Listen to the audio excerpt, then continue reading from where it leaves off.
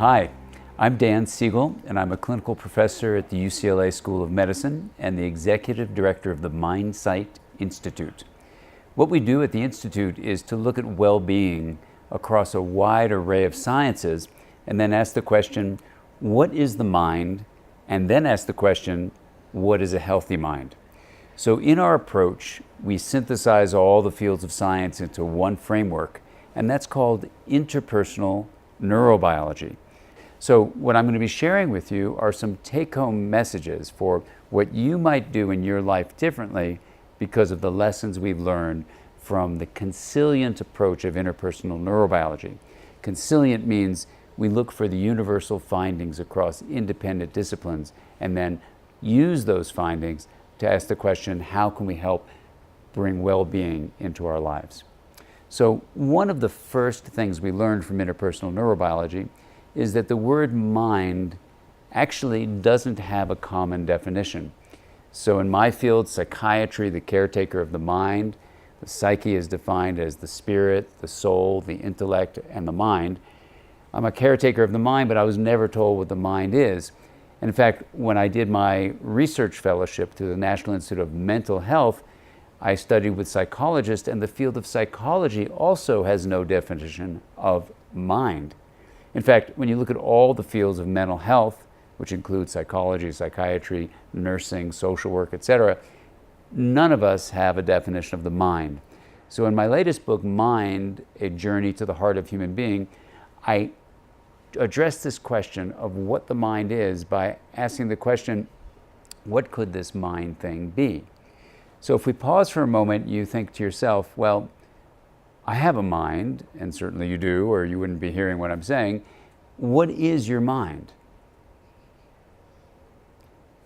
Now, if you think about it, it may be really hard to answer, and you wouldn't be alone because it's not only the field of mental health that lacks a definition, but you went through schooling, and in education, actually, even though people say, as teachers, we want to train the mind of our students, educate the mind of our students, the field of education has no definition of mind, amazingly. And short of the phrase, the mind is what the brain does, equating mind with brain activity, which is what neuroscience tends to do, short of that, there actually is no definition of mind, even in the academic fields that study mind. So don't feel so badly if you're feeling, well, I don't have a definition of mind, what's wrong with me? It's actually what you share with the rest of humanity. So I'll ask you a question. What does the word mind mean for you? When you say, well, I'm listening to this video, I'm using my mind to listen to it, I want to have a healthy mind. How can I have a healthy mind if I don't know what the mind is? Let's look into that in a deep kind of way right now. The mind, of course, is referring to your thinking and your feeling and your remembering and your paying attention. And all those are good descriptions of what's called the content of the mind. And the mind includes your ability to have a subjective texture, what's called subjective experience, the felt experience of being alive. But the only way you know you have subjective experience, like if I clap my hands like that, what that felt like to hear the clapping, that would be called subjective experience. Or if you hear a buzzing sound that's around here in Aspen, you may wonder, are those bees? Is that some machine? What is it? You're questioning yourself. That's a part of consciousness. So feeling subjective questioning, feeling the subjective texture of the buzzing, all of that is your subjective experience. And you know you have that because you have something called consciousness. So we have information processing, that's your thinking and feeling and remembering. We have subjective experience, we have consciousness, and these are good descriptions of the processes of the mind. But there's a fourth definition of the mind that I want to offer you very briefly that gives us a gateway to well-being, because it's actually very difficult from a scientific or even professional point of view to say if your mind is consciousness, subjective experience, and information processing, then a healthy mind is what? Well, you'd say, well, I want to have healthy thoughts. Well, does that mean if you have a, quote, negative thought, it's unhealthy? If someone is mistreating you and you get angry and that's called a negative emotion, is that an unhealthy emotion? Or are those thoughts and feelings actually natural responses that will protect you and are part of well-being? So just talking about information processing, subjective experience, and consciousness actually doesn't get us anywhere close to what well-being might be. But this fourth aspect of mind actually does. And it comes from a long line of reasoning that I first described in a book called The Developing Mind, which talks about how a child's mind develops in the setting of relationships, and asks the question, why does a relationship shape the structure of a child's brain? What do relationships and the brain share in common? If I'm going to give you anything that might be useful about your well-being, what I would suggest to you is that responding to that question, what is a relationship and what does your brain share in common, is actually going to allow you to have what Louis Pasteur said is chance favors the prepared mind. Your mind will be prepared to create well-being within you and between you and the world, and to help other people develop well-being by addressing that question. The common ground for a relationship and a brain is actually what's happening now between me and you. If I suddenly go, you may say, oh, where's the sound on this video, right? So if the energy of air molecules moving, called sound, doesn't come from me to you, it changes our relationship. In fact, relationships can be defined as the sharing of energy. Now, sometimes energy is pure energy, and sometimes energy is information, like if I say Aspen, or if I say the United States, or if I say love. All of those are linguistic patterns of energy, whether they're spoken, and so these are airwaves of sound energy, or they might be written down as light energy from the photons reflecting off a book. So either way, it's patterns of energy with symbolic value or information. And because these things change, we have a phrase, energy and information flow. So here's the wild thing I'll say to you.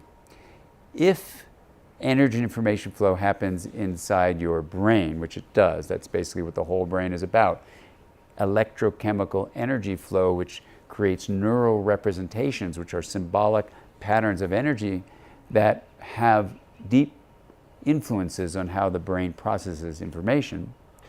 So energy and information flow, like hearing that sound and wondering who dropped something, you have all sorts of information out there in your mind that goes not just in your head, by the way, it goes throughout your whole body. So we have this embodied energy and information flow, and then we have what's happening between us.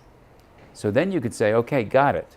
What's shared between a brain and a relationship is energy and information flow. It's embodied for the brain, and it's shared in a relationship.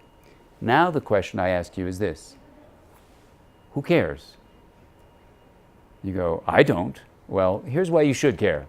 Because what I'm going to suggest to you now is very different from the implications of modern academics.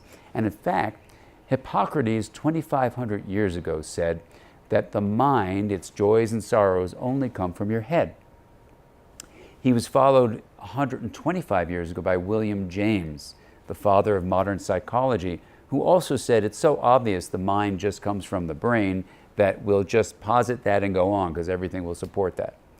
What I'm going to suggest to you is that those two very thoughtful, bright contributors to modern society may have been telling us a partial truth.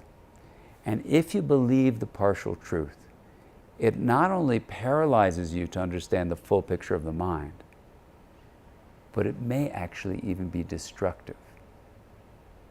You may say, whoa, what we're believing for 2,500 years in modern society is destructive? Why would that be?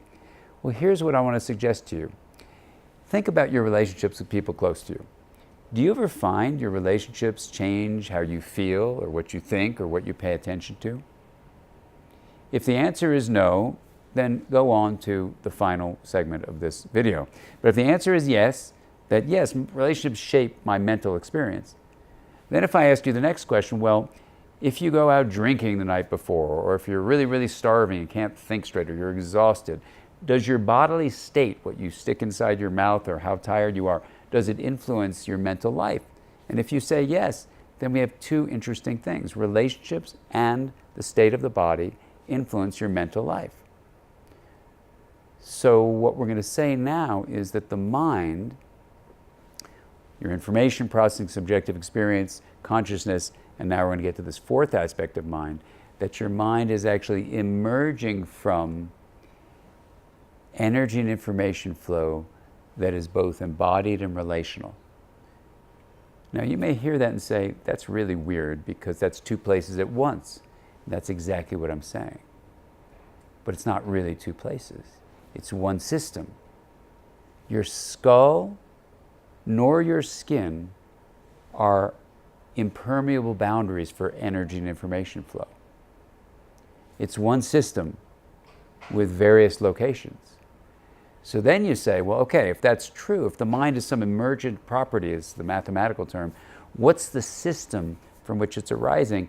It's energy and information flow that's both in your body, not just your head. So this is where there was a limited story we've been told for 2,500 years. And that, in fact, it is flowing not just within you, but between you and others, and you and the world, you and the trees, you and the planet. So you go, hold on, what kind of thing would be doing that? And when you look at the aspects of this system, it has the mathematical term a complex system. And what's happening is it's arising from, that's the emergent property, and one of the emergent properties is self-organization is the term. It comes back and it self-organizes, it regulates that from which it arose. So here's the proposal I made a long, long time ago, 25 years ago, that the mind can be seen as a self-organizing, embodied and relational, emergent process that is regulating energy and information flow. And if that's what the mind is, this fourth aspect of the mind, then you can ask the question, how do I optimize self-organization? And that we can talk about next.